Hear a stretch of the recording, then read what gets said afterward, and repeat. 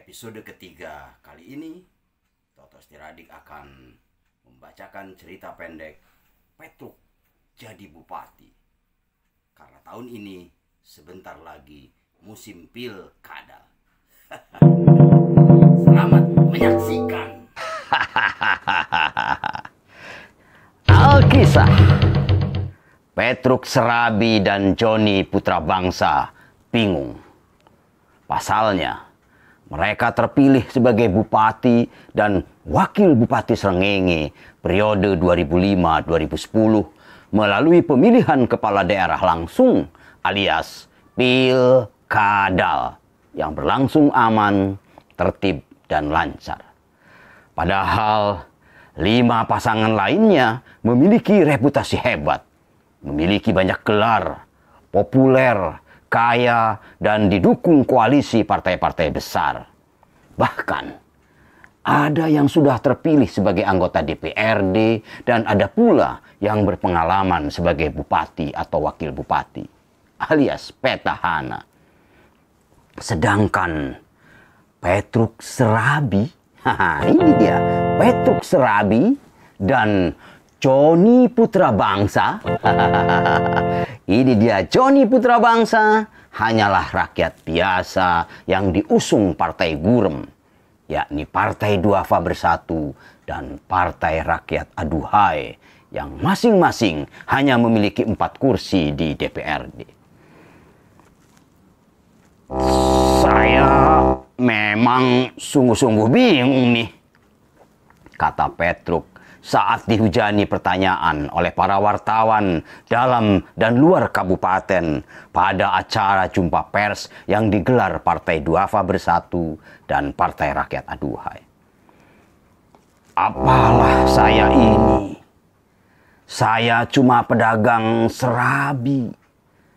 Atau kalau lagi musim duren, ya jualan duren. Kalau lagi musim layangan, ya jualan layangan. Pasangan saya, si Joni Putra Bangsa, juga sebenarnya cuma tukang jamu keliling. Lagi pula, kami ini cuma iseng doang ikut nyalon. Itu juga disuruh-suruh sama keponakan saya yang profesinya juga sebenarnya pengangguran, tapi aktif di Partai Duafa Bersatu. Deweke yang jadi ketua tim sukses. Katanya semua hal dia dan timnya yang bakal ngurus. Saya dan Joni mah tidak usah pusing-pusing, katanya. Katanya pula saya dan Joni ngikut saja. Wis, mengkonon baik. Makanya saya bingung kok bisa menang. Ini pasti salah ngitung.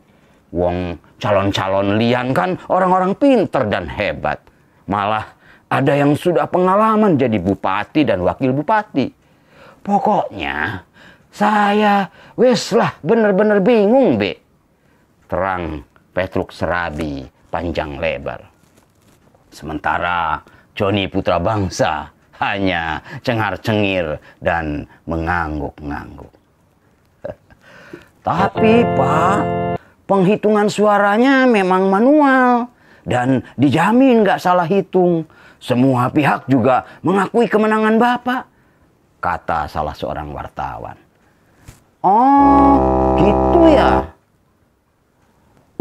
Apakah Bapak tidak merasa senang dengan kemenangan ini? Tanya wartawan yang lain.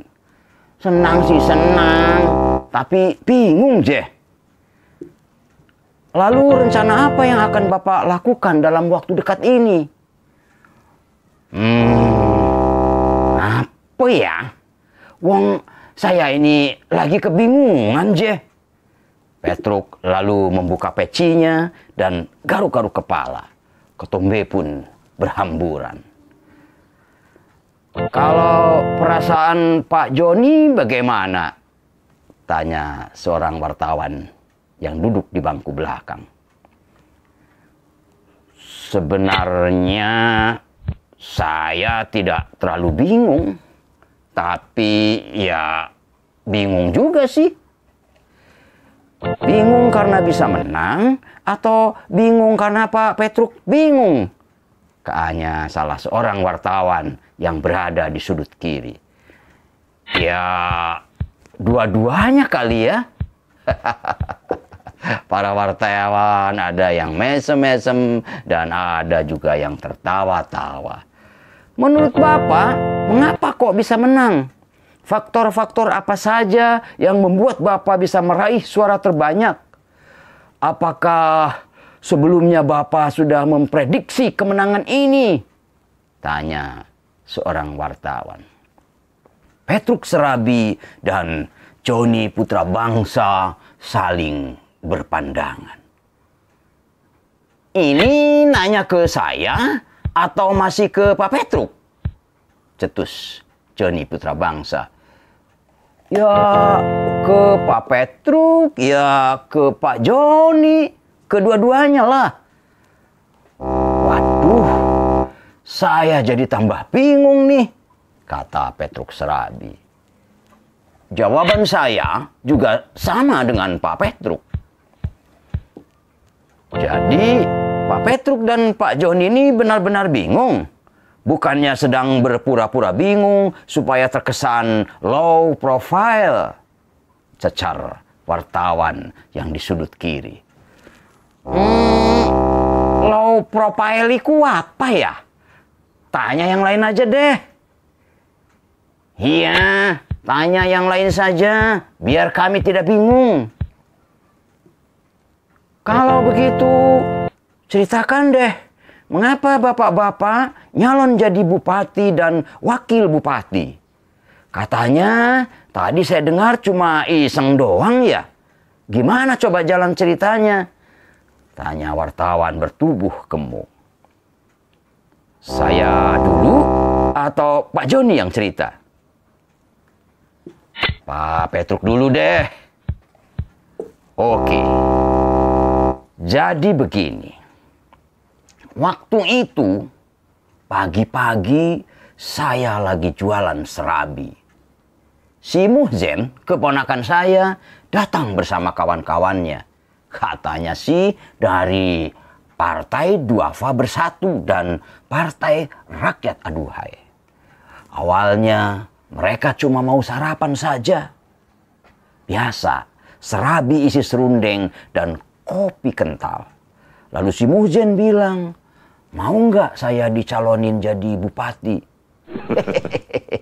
Saya ketawa dong. Masa pedagang serabi jadi bupati? Lalu teman-temannya si Muhzen datang nimbrung. Katanya mereka kesulitan mencari calon bupati dan wakilnya.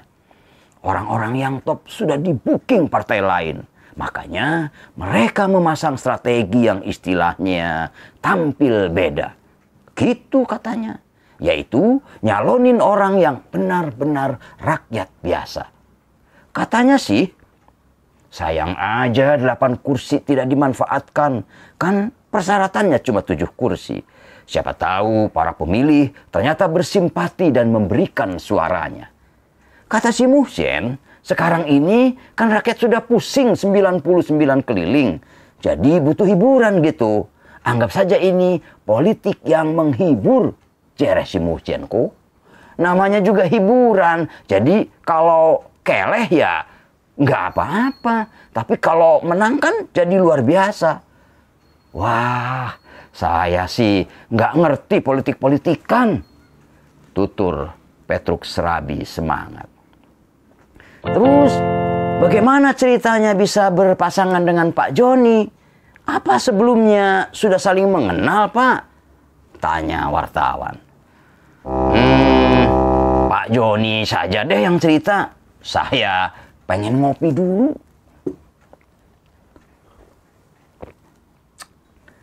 Ya, jadi begini kawan-kawan. Apa? Pres ya?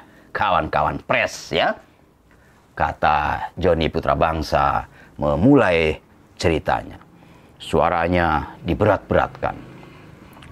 Sebelumnya saya tidak kenal sama Pak Petruk. Ya, Pak Petruk Serabi itu. Maklumlah, saya kan cuma tukang jamu keliling.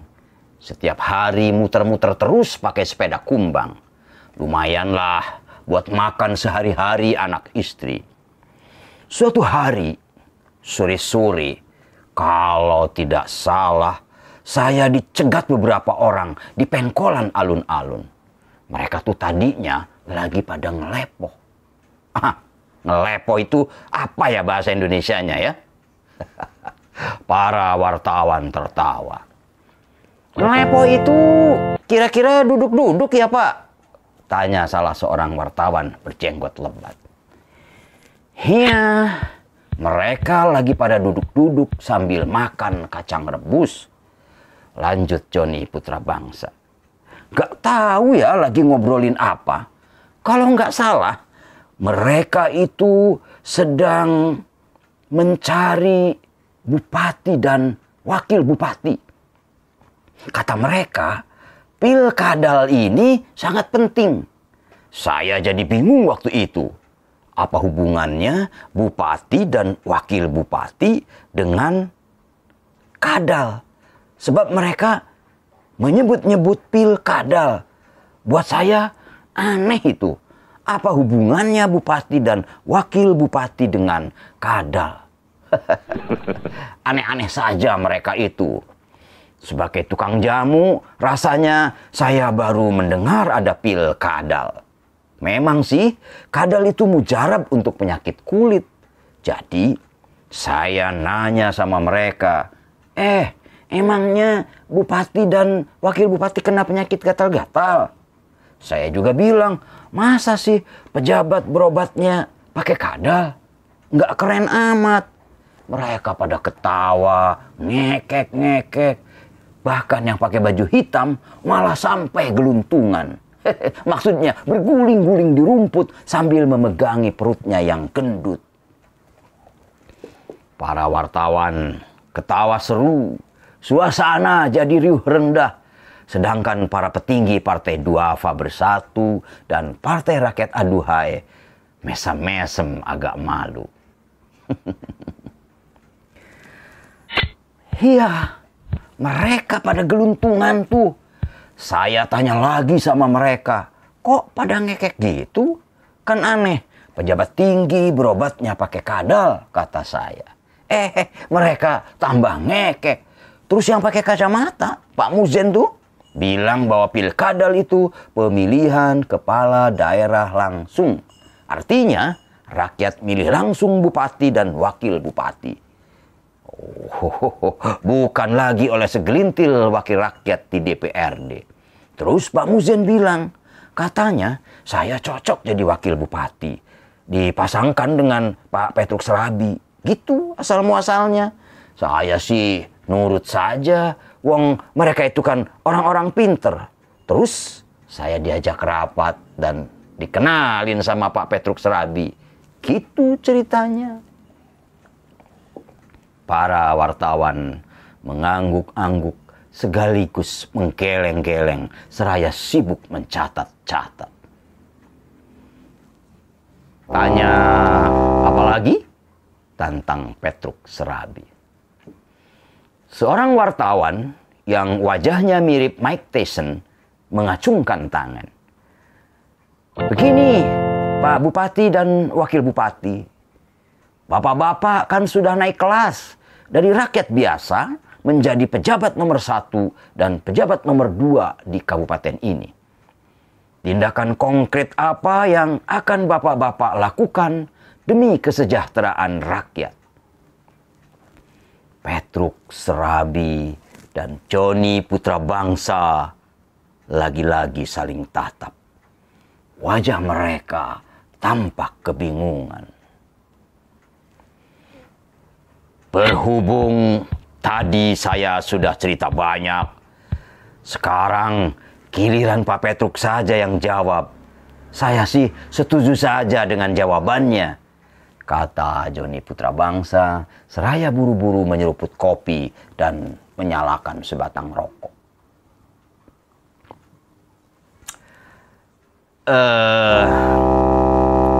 Begini, saudara-saudara wartawan.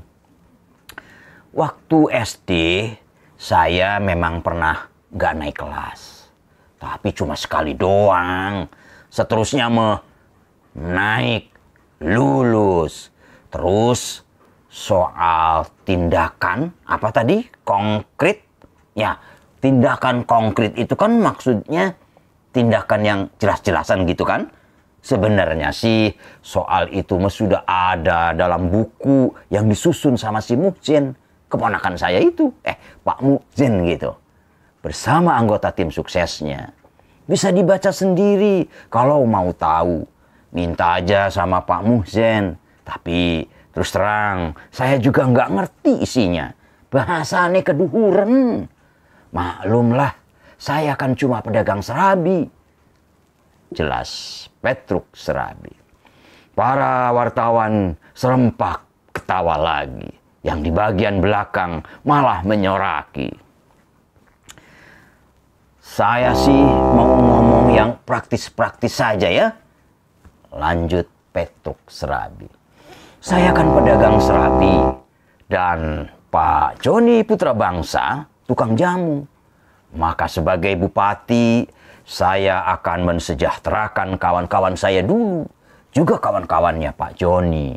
Jadi, saya akan mewajibkan semua warga di sini supaya setiap hari makan serabi dan minum jamu. Sehingga dapat meningkatkan penghasilan para pedagang serabi dan tukang jamu. Iya enggak Pak Joni? Hah? Yore. Iya dong, saya juga kan pedagang. Saudara-saudara yang hadir di sini juga setuju kan? Tak ada jawaban. Nggak ada ruginya kan? Kenyang dan sehat itu kan bagus. Pokoknya saudara-saudara wartawan kalau datang ke kabupaten pasti dapat makan serabi dan minum jamu gratis. Kalau gratis sih setuju baik Pak, celetuk salah seorang wartawan di bagian belakang, disambut dengan ketawa riuh wartawan yang lain. Lalu soal gaji dan tunjangan para pejabat bagaimana Pak? Saya sih mau kecil, mau gede, terserah sajalah. Kan bukan saya yang bikin. Betul, kata Joni Putra Bangsa. Tapi secara pribadosme memang aja gede-gede. Sayanya isin. Terus tunjangan-tunjangan juga sebenarnya lebih manfaat buat wong cilik. Wong saya ini ngerasain betul kok gimana rasanya jadi orang miskin.